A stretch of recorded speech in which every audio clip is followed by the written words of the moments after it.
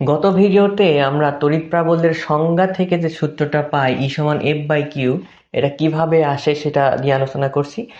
এই ভিডিওতে আমরা দেখব যদি এমন প্রশ্ন থাকে যে 20 কুলম্ব চার্জ থেকে 2 মিটার দূরে P বিন্দুতে তড়িৎ প্রাবল্যের মান কত, এই ধরনের প্রশ্নগুলো আমরা কিভাবে করব, কি সূত্র ব্যবহার করব, সেটা নিয়ে আলোচনা করব। তো এখানে যদি আমরা দেখি যে এখানে আসলে কোনো বলের মান কিন্তু দেওয়া নেই, পি বিন্দুতে কত বল অনুভব করে এসব কিছুই দেওয়া নেই, তাহলে আমরা E সমান F/Q এই সূত্রটা ব্যবহার করতে পারবো না। তাহলে কি সূত্র ব্যবহার করতে হবে?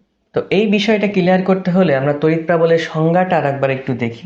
তড়িৎ প্রাবল্যের সংজ্ঞার ক্ষেত্রে বলা হয়েছিল কি যে তড়িৎ কোনো চার্জিত বস্তুর তড়িৎ ক্ষেত্রের মধ্যে যদি আমরা একটি একক ধনাত্মক আধান স্থাপন করি, সেই একক ধনাত্মক আধানটি যে পরিমাণ বল লাভ করে তাকে কিন্তু আমরা বলছিলাম তড়িৎ প্রাবল্য। তো এখন এই এই একক ধনাত্মক আধান যে পরিমাণ বল লাভ করতেছে তাকে তড়িৎ প্রাবল্য বলতেছে। এখন এই কার জন্য বল লাভ করতেছে? এর জন্য বল লাভ করতেছে, মানে এই যে 30 কুলম্ব আধান পজিটিভ চার্জ, এটাও পজিটিভ চার্জ, এর জন্য কি বল, বিকর্ষণ একটা বল লাভ করতেছে। সেই বিকর্ষণ বলের মানটাকে আমরা কি বলতে পারি? এখানে তড়িৎ প্রাবল্য বলতে পারি।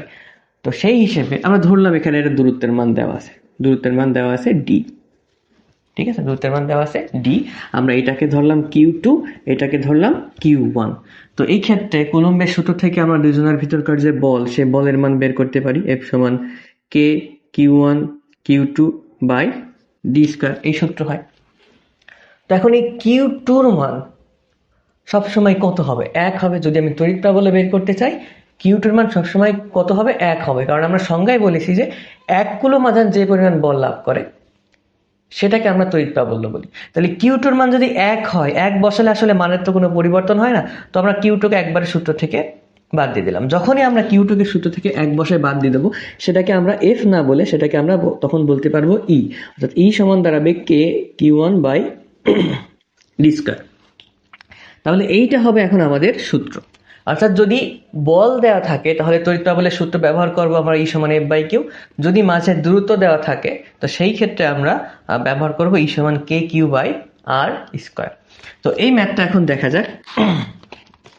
এখানে তড়িৎ প্রাবল্য বের করতে হলে আমাদের সূত্র ব্যবহার করতে হবে কি? E সমান KQ by R square. K এর মান আমরা জানি 9 × 10⁹ ইন্টু Q এর মান 20 বাই R স্কয়ার, 2 মিটার আছে, 2 স্কয়ার। তাহলে এখানে যে মানটা আসবে সেটা হচ্ছে আমাদের তড়িৎ প্রাবল্য, একক হবে নিউটন পার কুলম্ব।